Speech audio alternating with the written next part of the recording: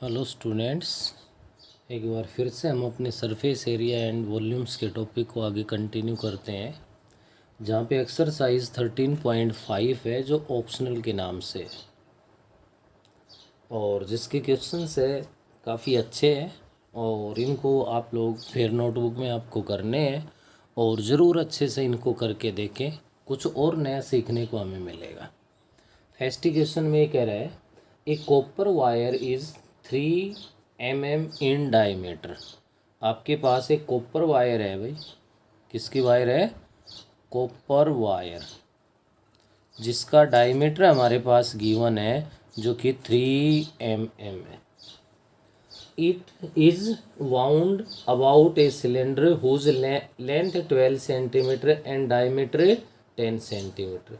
ये कह रहा है कि इस वायर को क्या किया गया है भाई? वाउंड द सिलेंडर, सिलेंडर के चारों ओर इस टाइप से ऐसे लपेटा गया है और सिलेंडर के लिए गिवन है कि इसकी जो लेंथ है वो 12 सेंटीमीटर है। लेंथ का मतलब है कि इसकी जो हाइट है वो 12 सेंटीमीटर है। नेक्स्ट आपसे ये कह रहा है डायमीटर जो गिवन है सिलेंडर का वो 10 सेंटीमीटर है, 10 सेंटीमीटर है। तो इस सिलेंडर की जो रेडियस है इसको मैं कैपिटल आर से यूज़ कर रहा हूँ, जो कि हमारे पास 5 सेंटीमीटर हो गई। नेक्स्ट अपने पास यहाँ क्या कह रहा है? So as to cover the curved surface area of the cylinder. तो यहाँ से इस वायर को इस टाइप से, जैसे मैंने ये एक वन सिंगल राउंड है वो शो कर रखा है, ऐसे ही नेक्स्ट सेकंड राउंड लोगे तो इस टाइप से ऐसे ऐसे कर करके ये कह रहा है कि इस पूरे को क्या कर रखा है? कवर किया हुआ है ऐसे। इसको आगे क्या कहना चाह रहा है भाई? Find the length and mass of wire assuming the density of copper to be 8.88 gram per centimetre cube. तो पहले तो इस वायर की लेंथ बतानी है हमें। क्या बतानी है बेटा? इसकी लेंथ बतानी है। उसके बाद आपको आगे मास फाइंड करना है और वो पर सेंटीमीटर क्यूब है तो क्लियर है, वॉल्यूम फाइंड करनी है। और वॉल्यूम भी तभी आएगी जब हमारे पास वायर की क्या आ जाएगी? लेंथ आ जाएगी। अब इसके लिए यहाँ पे थोड़ा सा सोच समझ के ध्यान देने की ज़रूरत है। जो कॉपर वायर है उसका डायमीटर हमारे पास 3 mm है। बाकी जो यूनिट देख पा रहे हो सेंटीमीटर में गिवन है, तो इसको भी पहले तो सेंटीमीटर में कन्वर्ट कर देंगे और मिलीमीटर से सेंटीमीटर कन्वर्ट करते वक्त 10 से डिवाइड किया जाएगा, 3/10 बन गया। अब उसके बाद आप यहाँ पे देखिए 1 round of the wire covers 3/10 centimeter of the height of the cylinder। क्या क्या गया भाई इस बात के लिए कि जो इसका 1 राउंड है ना, 1 राउंड सिंगल जो राउंड है वो इसकी जो ये 12 सेंटीमीटर टोटल हाइट है उसका 3/10 कवर कर रही है। 1 राउंड के अंदर कितना कवर कर रही है? 3/10। और हमारे पास गिवन क्या है भाई? It is given that length of cylinder, या आप ये कह लो कि हाइट ऑफ सिलेंडर है वो 12 सेंटीमीटर गिवन है। किसके इक्वल गिवन है? 12 सेंटीमीटर के इक्वल गिवन है। तो आप यहाँ पे लिख सकते हो 3/10 centimetre is covered in 1 round. 3/10 centimetre कितने में कवर हो रही है? 1 राउंड में कवर हो रही है। तो आप यहाँ लिखोगे 1 सेंटीमीटर इज कवर्ड इन, क्या हो जाएगा भाई? 1/3/10, तो 10/3 राउंड बन जाएगा। हमारे पास जो ये टोटल लेंथ या हाइट है कितनी है? 12 है। तो 12 centimetre is covered in 10/3 into में 12, और ये आपके पास बन गया 40 राउंड। 40 राउंड में इस सिलेंडर का कर्व्ड सरफेस एरिया कवर हो पाएगा। कितने राउंड्स के अंदर है? 40 में। तो उसके बाद यहाँ पे हम फाइंड कर देंगे। अब 1 राउंड की लेंथ क्या है? देखो टोटल लेंथ आ जाएगी आपके पास। टोटल हमें इतना पता चल चुका है कि 40 राउंड है। 40 राउंड है तो 1 राउंड की लेंथ क्या है हमारे पास, तो यहाँ से ध्यान दो 1 राउंड ये कहाँ है, इस सर्कल का जो कर्ड सरफेस एरिया है ना, कर्ड सरफेस है उसके ऊपर है। तो इसकी सिलेंडर की जो सरकमफ्रेंस होगी वो हमारे पास लेंथ ऑफ 1 राउंड आ जाएगी। तो यहाँ से हम फाइंड कर देंगे length of wire required to complete 1 round is equals to क्या कहलाएगा भाई, सरकमफ्रेंस ऑफ सिलेंडर। और सरकमफ्रेंस ऑफ सिलेंडर क्या होती है आपके पास 2πr, तो सिलेंडर वाले रेडियस को मैंने कैपिटल R से लिखा है is equals to 2π into R की वैल्यू क्या है 5 है, 5 इंटू 2 10π सेंटीमीटर आ गया ये क्या आ गया, length of wire required to complete 1 round. 1 round को जो कंप्लीट किया जा रहा है उसमें लेंथ है 10π। टोटल कितने राउंड है भाई 40 राउंड है, और 40 राउंड है तो यहाँ से क्या फाइंड कर देंगे हमें, length of wire is equals to 40 into 10π is equals to 400π हो गया। अब हमारे पास यहाँ पे कंप्लीट आंसर बन जाएगा अगर हम पाई की वैल्यू क्या यूज़ कर लें भाई 3.14 यूज़ कर लें। तो 2 0 से डेसिमल तो इसका हट गया और 4 से मल्टीप्लाई कर दोगे तो 1256 सेंटीमीटर आ गया। क्वेश्चन का मेन वो कड़ी वो आंसर आ गया जिसकी हेल्प से हम नेक्स्ट पार्ट को पूरा कर सकते हैं। और ये पार्ट पूरा करते वक्त आपने चैप्टर में पीछे जो भी पढ़ा है उससे ये सारी चीज़ें कवर नहीं होती। ध्यान से इस क्वेश्चन को आपको यहाँ तक करना है। ये करने के बाद अब हमें कोई किसी प्रकार की दिक्कत नहीं बनेगी। क्या फाइंड कर देंगे नेक्स्ट हम लोग, वॉल्यूम ऑफ वायर, जो भी कॉपर वायर है उसकी वॉल्यूम। अब वो वायर है तो वो सिलेंडर की फॉर्म में है, सिलेंडर की फॉर्म में तो क्या हो जाएगा πr² h।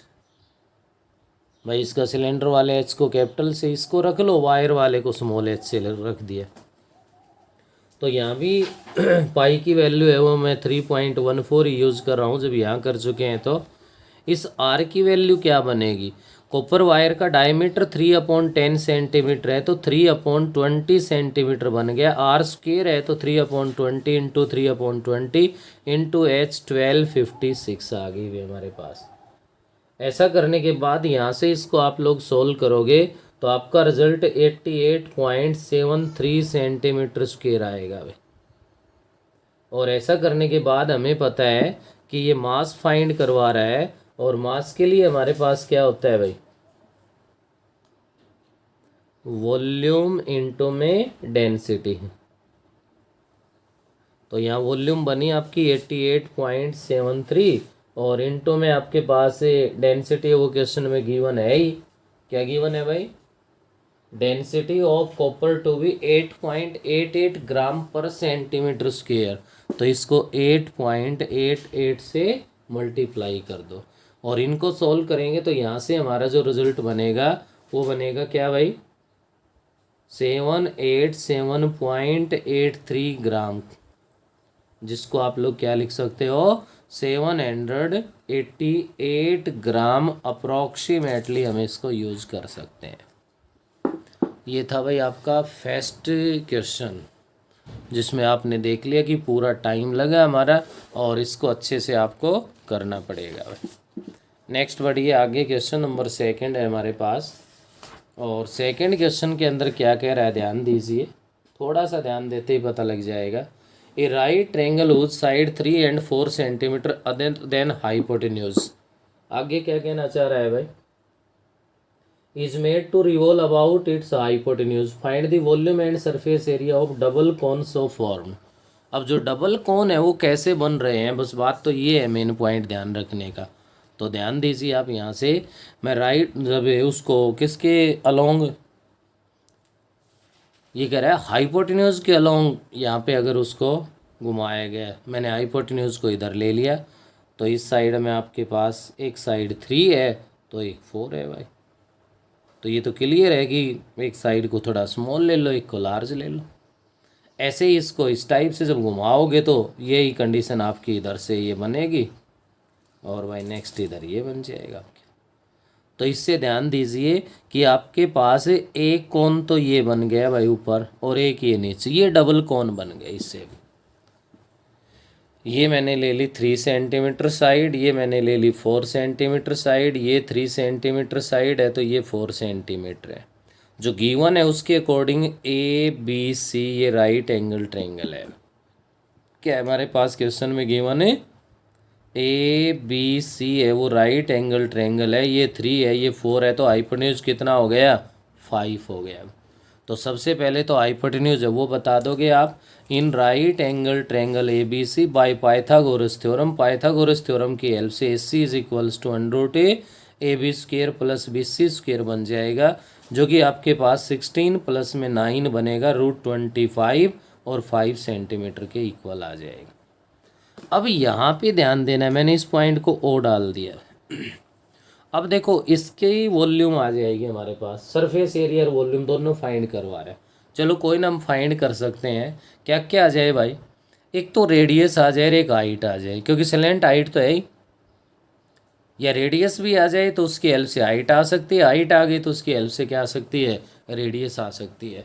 तो दोनों में से अगर कोई भी हमें यहाँ पे इनमें से मिल जाए तो हम उसके अकॉर्डिंग काम इजीली कर सकते हैं। तो यहाँ पे ध्यान दीजिए आप क्या लेके चलोगे? Area of triangle A B C. एक बार तो आप लेके चलोगे विद बेस ए सी। क्या ले लोगे भाई? विद बेस ए सी। अगर ए सी बेस है तो ये देखो इस पे परपेंडिकुलर होती भाई हाइट है वो, तो ये आपका जो बी ओ है वो क्या हो जाएगी? हाइट बन जाएगी। और नेक्स्ट टाइम आप लेके चलोगे area of triangle A B C. अब की बार हम यूज़ कर देंगे with base A B. A B या बी सी में से ले सकते हो, क्योंकि राइट एंगल ट्रायंगल है ये भी, तो 90 डिग्री का एंगल है भाई। तो जब बेस ए सी ले रहे हो तो हाफ इंटू में ए सी इंटू में O B is equals to half into में ए बी इंटू में बी सी आ गया। अब हाफ से ये हाफ तो आपका डिवाइड हो गया। ए सी है वो 5 है, इंटू में ओ बी फाइंड करना है, ए बी है वो हमारे पास 3 है और ये 4 है। तो यहाँ से O B is equals to 12/5 centimetre आ गया। जब ओ बी फाइंड हो गया तो आप लोग किस में ले लोगे? In right angle triangle A O B में पाइथागोरस थ्योरम यूज़ कर दो भाई। तो पाइथागोरस थ्योरम यूज़ कर देंगे तो हमें तो किसकी ज़रूरत है? यहाँ ओ ए फाइंड करना है। तो ओ ए स्क्वेयर बनेगा A B square minus B O square के। ओ ए स्क्वेयर बनेगा A B square. A B क्या है भाई आपके पास? है 3 है, 3 का स्क्वेयर बन गया 9। बी ओ क्या है? 12/5, 144/25। O A square is equals to 225 minus 144/25 हो गया। तो यहाँ से क्या बन जाएगा हमारे पास? O A square is equals to 18/25। Square root लोगे तो O A is equals to 9/5 centimetre आ गई। ओ ए भी फाइंड हो गया। ओ ए फाइंड हो गया तो इस ओ ए की हेल्प से हम लोग क्या फाइंड कर देंगे? ओ सी फाइंड कर देंगे। ओ सी क्या होगा? ए सी माइनस में ओ ए। ए सी कितना है? 5 माइनस 9/5। तो 25 माइनस 9/5, 25 से 9 को तो 16/5 centimetre.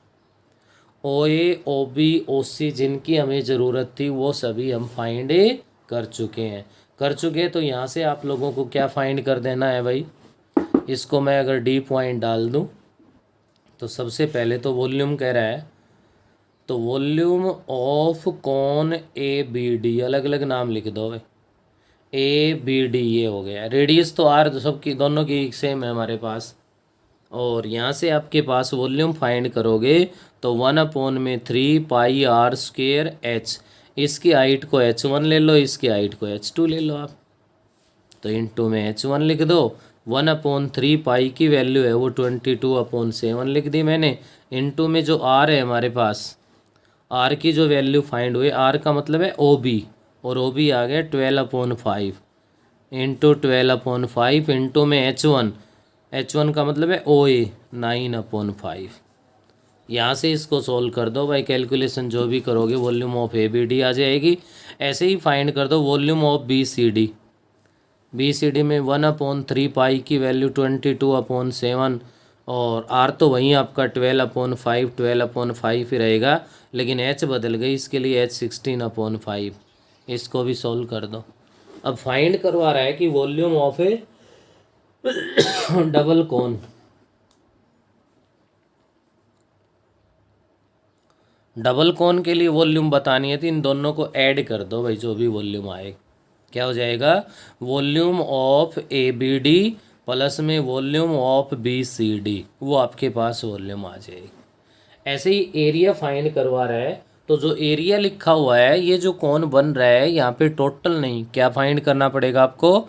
Curved surface area find करना है, ये ध्यान रखें। पाई आपके पास है, R आपके पास है, L ऑलरेडी है।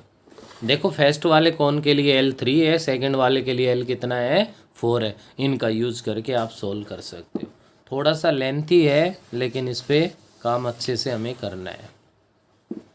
नेक्स्ट ध्यान दीजिए भाई, क्वेश्चन नंबर 3 है हमारे पास। 3 में कह रहा है ए सिस्टर्न इंटरनली मेजरिंग। तो जो लेंथ ब्रेथ हाइट गिवन है उसके अकॉर्डिंग से किस शेप में बन रहा है भाई? क्यूबॉइड के शेप में बन रहा है हमारे पास।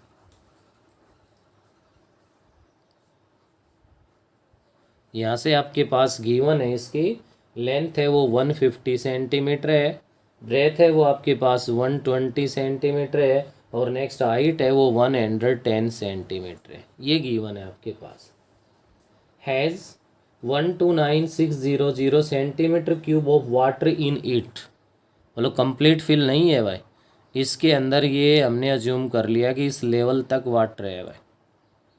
कहाँ तक है? इस लेवल तक जो है वो इसके अंदर वाटर है, और इसमें जो वाटर है उसकी वॉल्यूम हमारे पास गिवन है, और वो वॉल्यूम गिवन है भाई 129,600 सेंटीमीटर क्यूब है।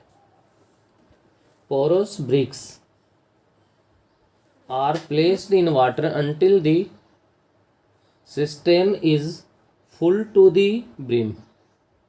Each brick absorbs 1/17 of its own volume of water. How many bricks can be put in the without overflowing the water, each brick being size? Bricks और given है भाई। अब BRICS है वो भी किस शेप को फॉलो कर रही है? क्यूबॉइड को ही फॉलो कर रही है। इसकी जो शेप है वो है 22.5 सेंटीमीटर, 7.5 सेंटीमीटर, और भाई हाइट हो गई हमारे पास 6.5 सेंटीमीटर। ये गिवन है, लेकिन साथ साथ एक कंडीशन और गिवन है कि जो ब्रिक्स है वो absorbs 1/17 of its oven volume of water. जितनी उसकी वॉल्यूम है उसका 1/17 वाटर है वो अब्जॉर्ब कर रही है भाई, सोख रही है वो। तो यहाँ से इसके लिए आप लोग क्या करोगे? सबसे पहले ध्यान दीजिए, क्या फाइंड कर देंगे भाई हम यहाँ से? वॉल्यूम ऑफ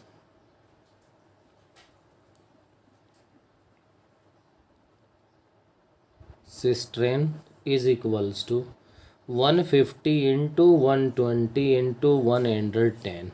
इन सब को मल्टीप्लाई कर देंगे तो 198,000 आ जाएगा। 30 तो ये ईयर 5 to 10 हो के 4 आनी है सेंटीमीटर स्क्वायर। उसके बाद नेक्स्ट लिख देंगे हम volume of water in cistern is equals to, given है भाई अपने पास 129,600 सेंटीमीटर स्क्वायर। तो नेक्स्ट हम क्या लिख देंगे? Volume of bricks to be filled in cistern is equals to 198,000 minus 129,600। Subtract कर दो भाई, 20 तो ये आएंगे लास्ट में। 10 में से 6 को सब्ट्रैक्ट कर दोगे तो यहाँ कितना आ गया? 4 आ गया। 9 में से 9 को कितना बन गया? यहाँ पे 0 बन जाएगा हमारे पास। और नेक्स्ट आप देख पा रहे हो 2। तो यहाँ 7 रह गया था, 7 से 2 को सब्ट्रैक्ट कर दोगे तो 5 आ जाएगा, 9 से 1 के कर दोगे तो 8 आ जाएगा, और 1,185,0400 सेंटीमीटर क्यूब हो गया। ये वॉल्यूम है भाई, इस वाटर से ऊपर ये यहाँ तक इसको फिल करोगे, ये जो वॉल्यूम है हमारे पास ये कह रहा है कि कितनी आ गई, 1,85,0400 के इक्वल है। अब उसके बाद नेक्स्ट क्या ले लेंगे हम यहाँ पे, let number of bricks is equals to n। हमने अज्यूम कर लिया भाई इसमें कितनी ब्रिक्स है, वो डाल ली हमने, n डाल ली है, जिससे ये फुल हो गया। तो इसके लिए आगे ध्यान देंगे, वॉल्यूम ऑफ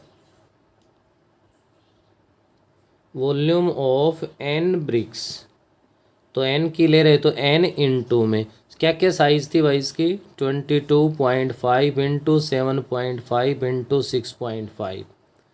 इनको सोल्व करेंगे तो यहाँ से हमारे पास क्या बन जाएगा, इसके अंदर जो रिजल्ट है वो बनेगा बेटा 1096.875 इंटू n आ जाएगा, और वॉल्यूम है तो सेंटीमीटर क्यूब हो गई।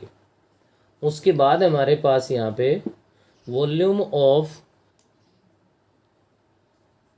Water absorbed by n bricks. भाई ये कह रहा है कि जो आपके पास ब्रिक्स की वॉल्यूम है उसका 1/17 है वो वाटर ऑब्जर्व कर रही है, तो यहाँ से अपने पास क्या बन जाएगा, 1/17 into volume of n bricks 1096.875 n आ जाएगा हमारे पास।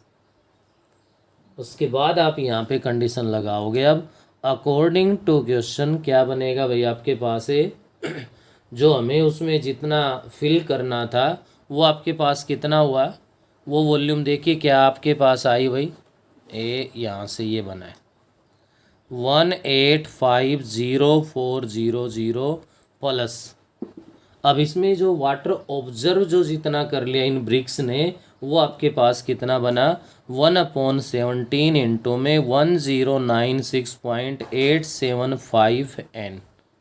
ये ऐड क्यों करना पड़ा है, क्योंकि जो रिमेनिंग की वॉल्यूम थी उस टैंक की वो तो आपके पास है भाई कितनी, ये थी, लेकिन उसमें से इतना वाटर तो ब्रिक्स ने ऑब्जर्व कर लिया, तो ये कर लिया, तो ये ऐड करोगे तभी तो ये इक्वल बनेगा किसके, वॉल्यूम ऑफ n ब्रिक्स के, 1096.875 n बन जाएगा। तो n की टर्म में एक ये है एक ये है, तो इसको राइट में पहुंचा दो, 1,85,0400 इज इक्वल्स टू 1 - 1/17, तो 16/17 इंटू n, मैंने n को आगे लिख दिया, 1096.875 है। यहाँ से आपके पास क्या बन गया भाई 17 इधर मल्टीप्लाई में आ गया, 1,85,0400 है, और 16 इधर डिवाइड में आ गया, 1096.875 इज इक्वल्स टू n हो गया। तो यहाँ से इसको सॉल्व करोगे तो आपके पास यहाँ से जो n की वैल्यू आएगी वो आएगी बेटे 1792.41। अब नंबर ऑफ ब्रिक्स है वो पॉइंटों में तो आएंगे नहीं, और अगर इससे एक ज़्यादा बढ़ा देंगे तो वाटर ओवरफ्लो होगा, तो इसके लिए हम लोग क्या करेंगे, इसमें से एक कम को ही लिखेंगे कि वो, तो n इज इक्वल्स टू 1792, तो n total number of BRICS है वो आ गई 1792। तो भाई इस वीडियो में हमारे पास ये काम जितना भी हो उसका हमने उतना यहाँ प्रयास किया, लेकिन ये क्वेश्चन से आप लोग ज़रूर अच्छे से करें, क्योंकि इनसे आपको एक कंपटीशन लेवल के लिए भी एक अच्छे पॉइंट्स है वो सीखने को मिल रहे हैं। इस वीडियो में इतना ही, बाकी नेक्स्ट वीडियो में करें।